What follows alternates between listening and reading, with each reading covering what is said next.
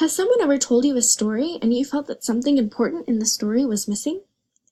Have you ever been skeptical of a certain product being advertised because of the affiliation the product endorser has with the company who created it? It turns out that both of the examples that were just discussed had some sort of bias in them, and bias is what we're going to be looking at today.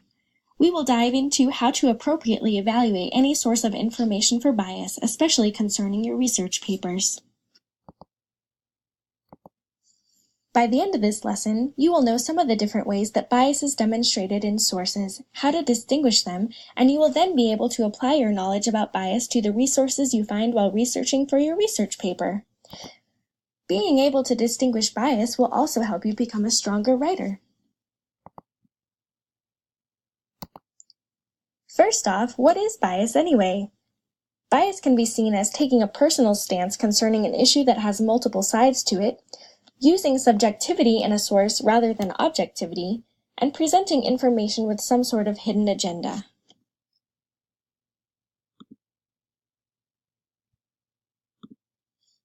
We see bias everywhere.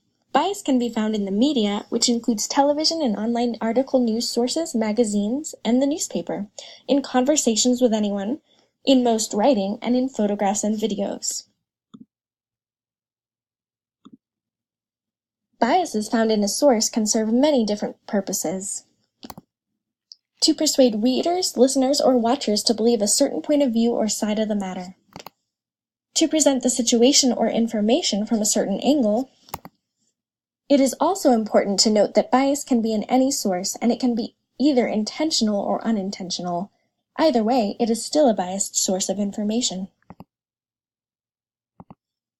There are many ways in which an author or creator can insert bias in a piece of work, one that you may be looking at or reading for your research papers. Let's take a look.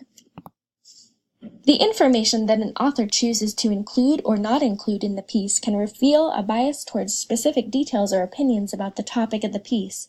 For example, if an author wrote an article about a girl who ran away from home and focused on her parents being worried about her, but did not include the fact that a recent fight that the girl got into with her parents was a major factor in the reason she ran away, this would be a biased article because of the information that was omitted or not included in the article. The second way an author can insert bias into the source is by the way the information is placed in terms of other information. Authors or creators may place the piece in a certain intentional or unintentional order of priority. This creates an order of seemed importance for certain sources over others.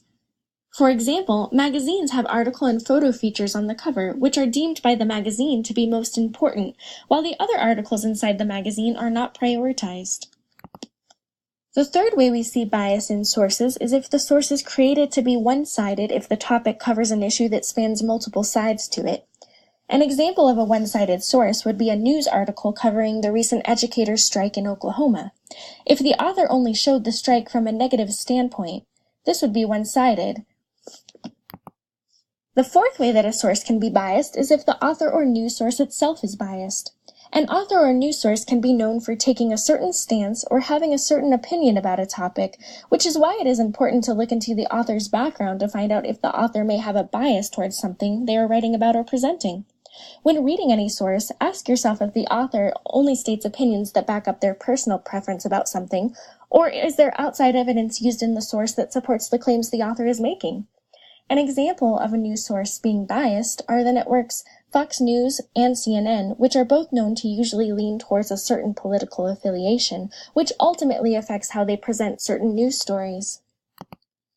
The final way that we are going to look at in terms of how a source can be biased is the choice of words that a specific source uses to convey the information. The wording that sources use also reveal the author's preference on the topic and can be used to create a certain meaning that is perhaps different from what the original information reveals about the topic. So what do you do when you encounter bias?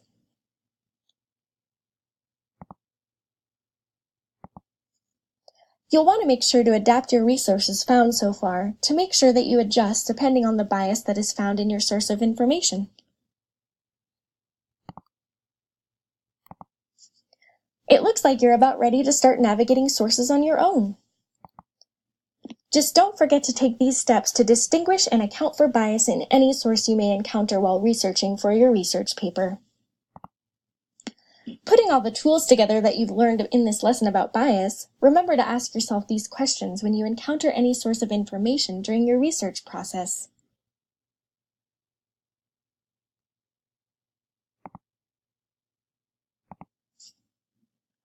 All right, researchers, it's time to look closely at the sources you find for your research paper. Remember that bias is everywhere. You've